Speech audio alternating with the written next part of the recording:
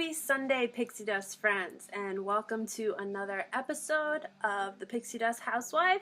Today I'm going to be talking about money-saving tips when you take a vacation to Disney. I'm actually calling this video Disney's Money-Saving Tips 101.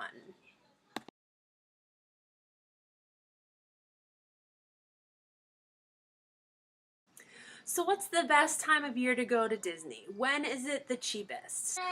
Disney price points are broken into 3 different categories when determining pricing and time of year. The first we're going to talk about is the peak season. That is the summer season and the holiday seasons. So the summer season goes from May 25th through around August 15th, usually when schools are out and kids are on summer vacation. The prices really go up during that time of year. They also go up around the week of Thanksgiving and the week of Christmas until New Year's, and again they go back up in the spring around Easter week. So those are going to be the most expensive times of year to travel to Disney. The next grouping is the average price range. That is usually in the spring and in the fall. In the spring from April to May, and then again in the fall from October to November. Those are going to be your average prices. Then your most reasonable time of year to travel to Disney would be during the value season, which usually starts the end of August or when the kids go back to school. Right through the holiday season, so typically October, and then again it picks up after the new year and through the beginning of March, with the exception of February vacation. So most of the fall and winter is considered value season. So if you can take your kids out of school to go to Disney, that's probably your cheapest time of year to go.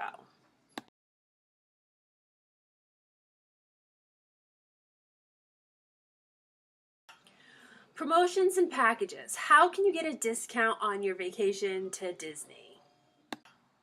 So there are a few ways to save on your Disney vacation. The first would be to qualify for a vacation or package promo price. Disney offers different promotions throughout the entire year. One of the more popular promotions is the free dining promo.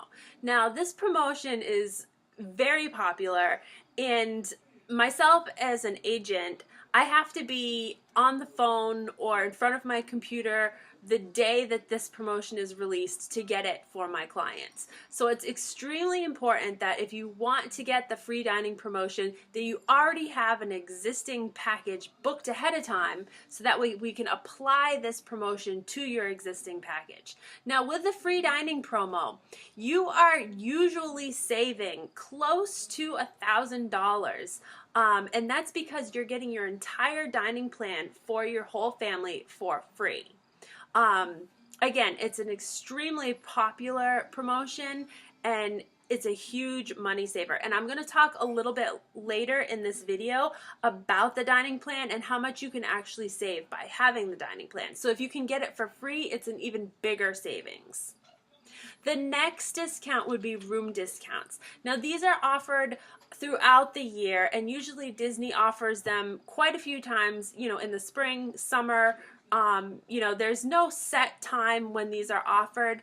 As with any of these discounts, there's nothing set in stone. It's basically, whenever Disney decides that they need to push a promotion through, we get notified ahead of time, and then we tell our clients, as soon as we know. But again, there's no guarantee on when they're going to happen or even if they are going to happen. But generally, these tend to happen, randomly throughout the year, different times of year. I should have mentioned previously that with the dining promotion, that usually is in the fall. So again, you're getting a good rate on your hotel stay in the fall, as well as the chance to get the free dining promotion in the fall. So that's why I say fall is probably the best time to travel to Disney. Going back to the room discounts, you're getting anywhere from 15 to 35% off the room rates with the room discounts. that can be a discount that is applied to an existing package when you book your vacation through an authorized Disney travel planner such as myself. So whenever you have a package already booked in advance, any promotional price that becomes available, we can apply that promotional price for you. We actually monitor the system, and we monitor when Disney releases these prices, and we apply them for our customers because we want you guys to get the best possible rates. The next type of discount would be a package discount, and that's usually offered random times throughout the year as well. And you can save anywhere from 10 to 30% off a total package price. Now, a package would consist of your hotel stay, your tickets, and even your dining. So it's a complete package. Then finally, you can get a length of stay discount. And again, these are offered occasionally. We never know when they're offered. Basically, a length of stay discount would be, say you stay 4 nights, you get the 5th night free. So it's that type of a discount where you stay so many nights and then you get a night for free. A couple of tips I would have in booking your Disney vacation would be to book early. Make sure you book as soon as you possibly can, or as soon as rates are released for that travel time. So that could be anywhere from a year to a year and a half in advance, preferably longer than 180 days. You definitely want to make sure that you have something in place before 180 days, so that way you have the best chance on getting your preferred dining reservations, because those can be booked 180 days in advance. So book early. The next tip that I would have would be to book last minute, and that would be in less than 30 days. So if you have the availability to go on a vacation within the next 30 days, you have a good chance on getting a decent rate, because a lot of times people will cancel a vacation and Disney needs to fill those spots. So they'll offer a really good rate or a really good promotion to fill those spots. So where should you stay when you book your Disney vacation? What are your accommodation options? I always tell my clients that convenience plus time equals money, and it's always much more convenient to stay on Disney property. So there's 3 types of properties to consider when you book your vacation.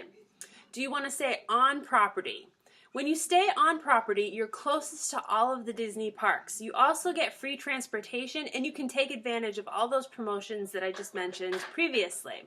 Disney offers a wide range of price points with their on-property resorts. You can stay in deluxe accommodations, you can stay in villas, you can stay in moderately priced resorts, or you can stay in value resorts. So there's something for just about every budget when you stay on Disney property. Another option would be to stay on Disney property in a non-Disney resort. So there are 10 resorts ranging in prices. Most of them are deluxe accommodations with moderate or value price points. Some things that you do want to consider, though, when staying at a non-Disney resort on Disney property is that many don't offer free transportation to the parks. So you do want to make sure that you do pick a resort that offers the free transportation, or you have some form of transportation such as a rental car or your own vehicle. Also be aware that some of those resorts charge extra fees, such as parking fees or daily fees, which are for use of the swimming pool and the fitness equipment. Your final option would be to stay off Disney property. Now, you can get some really great deals at some hotels that are just outside of Walt Disney World. However, you do want to take into consideration the distance that it is to travel to the parks. You also want to consider, do they have free transportation or a bus system that goes to the parks? And you will also have to pay for parking once you get in the parks. So there are some pluses and minuses to staying off property, but I always say, again, convenience plus time equals money. Food and dining. How can you save on your dining expense when you go to Walt Disney World? Now, there's a few different options for dining. The first would be to choose the Disney dining plan when staying on Disney property. The Disney dining plan offers you 1 quick service meal, 1 table service meal, 1 snack per person per night of stay. In addition to that, you also get a refillable drink mug that you can fill up at any of the resorts. Now, the cost for this is about $62 for an adult per night, $21 for a child per night of stay. One thing I really like about the dining plan is that you can use the dining plan credits towards character meals.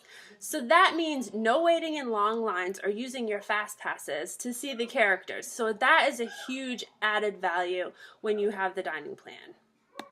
So this is an example of some of the savings that you're going to get when you have the Disney dining plan.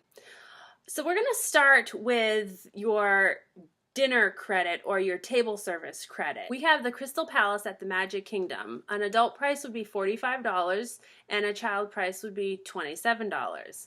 Then we have a quick service or lunch at Be Our Guest at the Magic Kingdom, and we've got a total of around $22 for an adult and $14 for a child. With your dining plan, for either the table service or the quick service, you're going to get an entree item, a drink, and a dessert. If you were to pay out of pocket for your entree, your drink, and dessert, your entree at Be Our Guest would be $14, your drink $3, and your dessert $5. So that's where I came up with the $22. And then for the children's meal, you get your entree and your drink combined $9, and your dessert would be $5, so that would be $14. Then your snack. We picked a snack at Aloha Isle in the Magic Kingdom, and that's a Dole Whip, and that's just around $5, $5.29.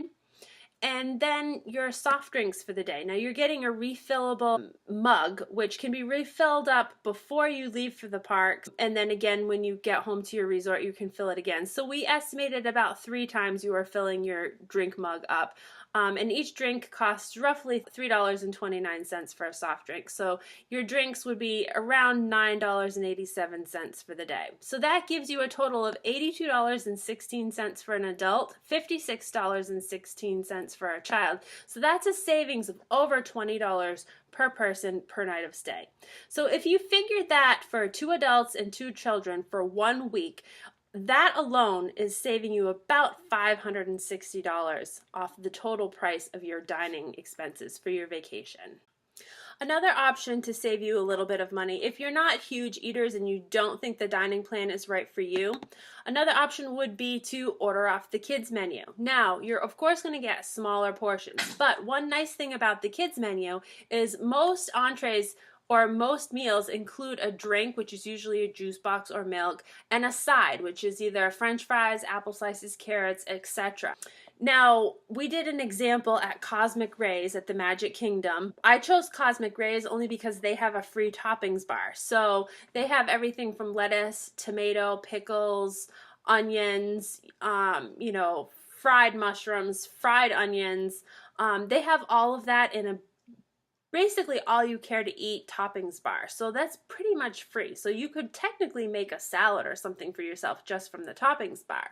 So if you purchased a kid's meal from Cosmic Rays, which is like a kid's turkey sandwich with drinks and a fry, is going to be $6.50 versus the adult size meal, which would be adult bacon deluxe chicken sandwich, for $12, and a drink would be $3.29 for a total of $15.29. So by purchasing a kid's meal, you're saving more than half than you would if you purchased an adult size meal. Now your final option would be to bring in your own food. In theory, this is a good idea. However, I do have a few pointers that I wanted to make sure people were aware of when considering bringing their own food into the park. First of all, so you need a way to get to the grocery store to get the food, whether it be a rental car or a taxi. You also have to have accommodations to prepare and store the food that you either bring or buy. Most of the resorts only have a small beverage fridge, and the larger rooms with kitchens or kitchenettes usually will cost you more money than you'll spend on food in the parks. Also, you have to consider the extra time it's going to take to prepare the food. So if you're going to make sandwiches or make, sub rolls or whatever for your family before you go, you've got to get up extra early to get all of those prepared, in addition to getting yourself prepared, getting your children prepared. It's just added time. Again, we go back to that convenience plus time equals money thing. It's just added time that you really don't want to have to worry about when you're on vacation. Another huge factor in deciding whether you're going to take your own food or not. Florida weather is extremely hot, especially during the summer months, and food is going to spoil really quickly. So you always want to have a cooler with ice with you. And do you want to carry that cooler with you all day? Then finding a spot to eat that lunch. Yes, Disney allows you to bring food into the parks, but they don't offer that many places where you can sit and eat when you're not purchasing food from them. So most of the eateries or restaurants in Disney require that you purchase food there to eat there, especially the air-conditioned ones. So finding a spot can be hard, especially, you know, in the busier summer months. Back again to that saying, convenience plus time equals money. So think about that when you are deciding whether or not you want to purchase your own food and bring it into the park. What type of ticket should you get? What type of ticket is going to save you the most money or that you're going to get the most use out of? There's a few different types of Walt Disney World tickets that you can choose from. First, there's the base ticket. That's admission to one park per day for the length of your stay. So if you're going for, say, 4 days, you can buy a 4-day base ticket and it will allow you to go to one park per each day. So no hopping from park to park. Then there's the Hopper Pass, which is unlimited admission to all 4 parks for the length of that ticket. So if you were to buy a 4-day Hopper Pass, you could go to Magic Kingdom, Epcot, Hollywood Studios all in one day. Then the next day you could go to Epcot and Animal Kingdom, and then the next day you could go back to Animal Kingdom and then Magic Kingdom at night. So the Hopper Pass gives you much more flexibility to go from park to park. Then there's the annual pass. The annual pass is good for people who think that they're going to be going to Disney for more than 14 days. If you live close to Disney, an annual pass is definitely one thing to consider. So the longer you visit, the cheaper the pass is going to be. So this is an example of 2 days versus 7 days. So we have a 2-day base ticket, which is $220 or $101 per day, and this is for an adult ticket. And then we have a 2-day Hopper Pass, which is $257 or $128 per day. We're going to compare this to a 7-day ticket. So we have a 7-day base ticket, which is $370 or $52.85 a day, or a 7-day Hopper Pass, which is $439 or $62.71 per day. That's a savings of just about 50%. So obviously, the longer you decide to go to Disney, the cheaper the daily pass rate is going to be. Now there's a little secret with the water park and more option that you have. So what is the water park secret? The cost of a 1-day water park pass is roughly around $60 plus tax per person. So after tax, it equals out to be about $64, which is what it costs to add on the water park option to your base ticket. Add the water park option onto your Hopper Pass, it's only about $26 extra. So for example, if you purchase a 4-day Hopper Pass plus the water park add-on, you're actually getting 8 days worth of passes. So you're getting 4 days at the park and 4 days at the water parks. So you're getting a huge savings that people don't always realize. Now Disney has a lot of things that you can actually do for free or discounted. The first couple of things would be to visit Disney Springs or the boardwalk. No ticket is required to visit either one of the places. You can shop, you can dine, you can see live street performers and live music. So that's a great option for those extra days that you might not purchase tickets for. Another free thing that you can do is ride the monorail or the boats. A lot of people like to take the monorail loop from the Magic Kingdom to Epcot, and it's actually a really good guided tour. I found that the boat ride from Disney Springs to the Port Orleans resorts is really nice because you get to see the treehouse villas and you get to see a whole different side of Disney that you normally wouldn't see when you're just going to the parks. Another free thing to do would be to visit the resorts. Disney has over 20 resorts with different theming. You can visit the shops and you can dine. Many of them have children's activities that you can do free of charge. If you go to Animal Kingdom and if you go in the evening, they have a safari that you can view in night vision and it's for free.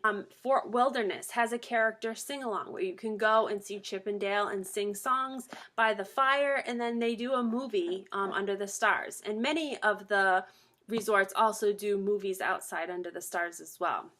Another thing would be to see the fireworks or the water pageant from the beaches. I know the Polynesian, the Grand Floridian, both of those you can see the water pageant and the fireworks from the Magic Kingdom. Caribbean Beach Resort is an overlooked resort. They have a nice beach area. They have a pirate cruise for the kids. Now it does cost a little bit extra, but it's something fun to do, and it's not a huge amount of money. The kids can go out on a pontoon boat and pretend that they're pirates and look for pirate treasure.